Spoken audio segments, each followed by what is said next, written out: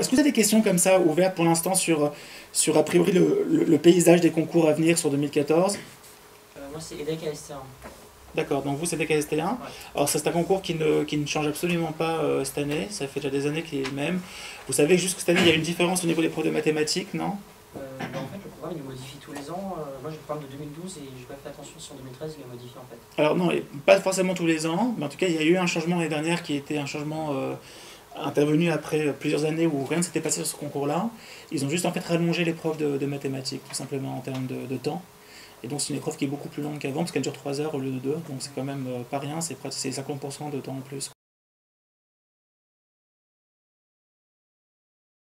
Plein de supports, on a dit papier, surtout ça c'est important parce que vous allez avoir aussi des choses sur des méthodes, notamment en tâche-mage, des choses au niveau de la synthèse, de la grammaire en anglais on a dit, et après de façon plus spécifique sur les options par exemple pour HEC ou sur les options de passerelle, il y a également des contenus qui sont mis à jour régulièrement là-dessus. Le second axe qu'on a souhaité mettre en avant sur l'intranet, c'est les devoirs. Donc ça c'est important.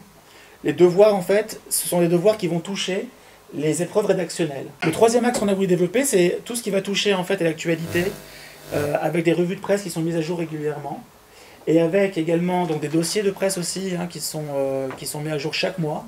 Et ça c'est quelque chose qui est très utile parce que pour la partie en fait orale, vous serez, comme vous le savez, attendu dans plusieurs concours sur cette partie de culture générale en fait qu'il faudra à un moment donné bien avoir à l'esprit. Par exemple, pour le Lyon l'année dernière, sur la partie sur la question qu'ils ont eue en dissertation sur la délocalisation, si je ne me trompe pas, on avait un dossier entier là-dessus qui était en ligne.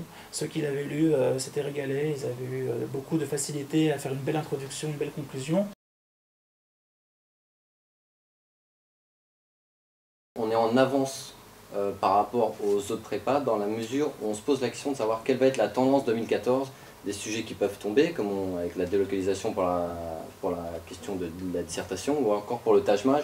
Est-ce qu'il va y avoir plus de probabilité? Est-ce qu'il va y avoir plus de calcul mental? Est-ce qu'il va y avoir plus de multiplication à trous? Et c'est en étant auteur d'ouvrages de référence qu'on va vous pousser au-delà de ce qui a été fait durant les années précédentes. Donc ça, c'est aussi un autre atout très important de notre équipe pédagogique. Il n'y a pas d'exigence en matière orthographique, syntaxique, grammaticale ou autre du niveau de celle que nous avons pu connaître pour les générations antérieures. Tout ça baisse un petit peu, pour les raisons que vous savez qui ne seraient pas lieu ici de développer, mais néanmoins, ça baisse tout doucement et ça ne commence pas par le haut. D'accord? Donc, oui, ça demeure essentiel que de savoir écrire en français.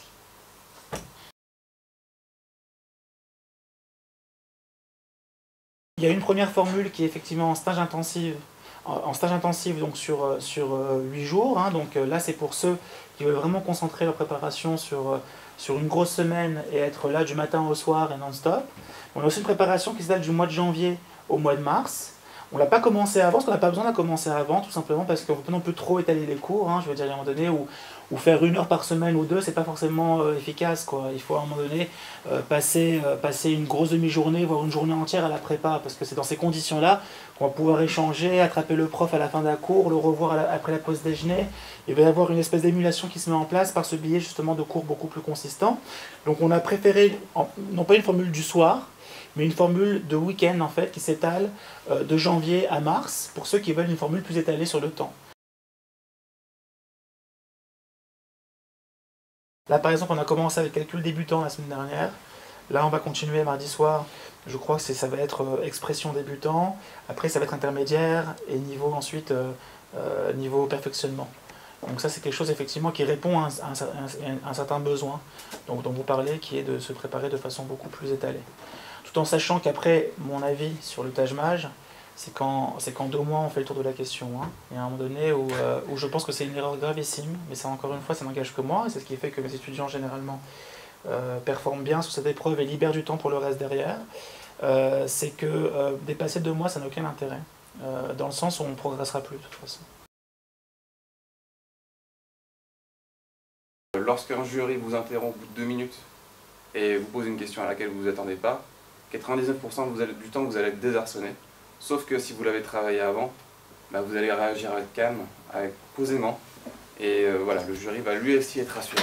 Ce qu'on cherche à savoir, ce n'est pas simplement si vous allez être un bon candidat, quelqu'un de sympa, mais simplement si vous allez bien représenter votre école. Parce que vous allez avoir le diplôme de l'école pendant 45 ans. Dans votre annuaire, sur l'annuaire d'HEC, vous êtes dans l'annuaire pendant 45 ans, au moins. Donc est-ce que vous allez être un bon ambassadeur de l'école? C'est ça qu'on va vouloir savoir. On ne cherche pas à vous piéger,